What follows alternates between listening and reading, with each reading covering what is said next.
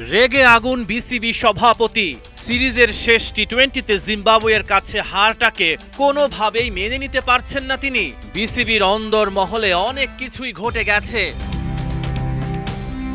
সমস্যা কোথায় খুঁজে বের করতে নাজমুল হাসান কাজে ঝাঁপিয়ে পড়েন চট জলদি।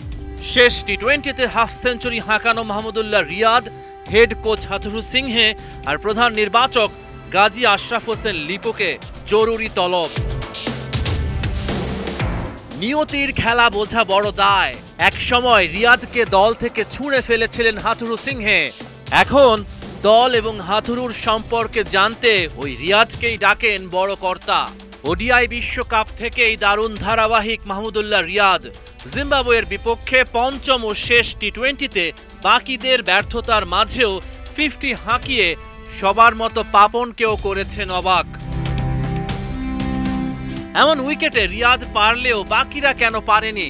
পারফর্ম করেই দলে একটা শক্ত অবস্থান তৈরি করেছেন রিয়াদ। তিনি পাপনকে জানিয়েছেন টস হারাটাই বাংলাদেশ দলের জন্য কাল হয়েছে।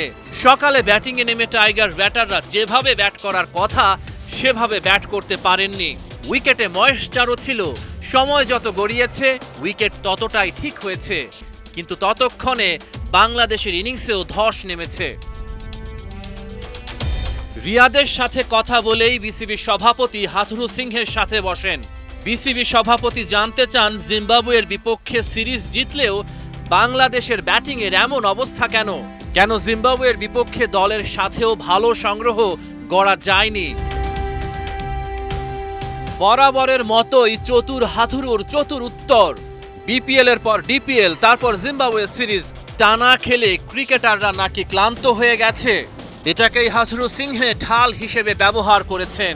নিজের চাকরি বাঁচানোর জন্যই হোক বা অন্য যে কোনো কারণেই হোক, হাথুরু আশ্বস্ত করেছেন এই ক্রিকেটাররাই বিশ্বকাপে ভালো করবে। হেড কোচের বিশেষ চাওয়াও আছে বিসিবির কাছে। হাথুরু সিংহে আইসিসির নির্ধারিত 15 জন ক্রিকেটারের বাইরে আরও একাধিক ক্রিকেটার দলের সাথে রাখার দাবি তুলেছেন।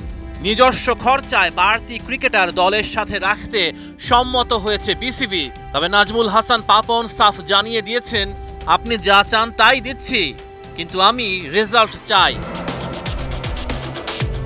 রিয়াদ আর পাপনের সাথে আলোচনা শেষে পাপন গুরুত্বপূর্ণ ইস্যু নিয়ে বসেন প্রধান নির্বাচকের সাথে।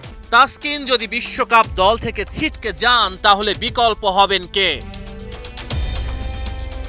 বোর্ডের একটি সূত্র খেলা যোগকে নিশ্চিত করেছে শেষ মুহূর্তে যদি তাসকিন আহমেদ বিশ্বকাপ দল থেকে ছিটকে যান তবে হাসান মাহমুদকে নিয়ে বিশ্বকাপে খেলতে যাবে বাংলাদেশ দল। রিপোর্ট হাতে পেলে বোঝা যাবে তাসকিনের সেরে উঠতে কতদিন লাগতে পারে। রিপোর্ট পাওয়া যাবে সোমবার। রহমান পেয়ার, ৭১।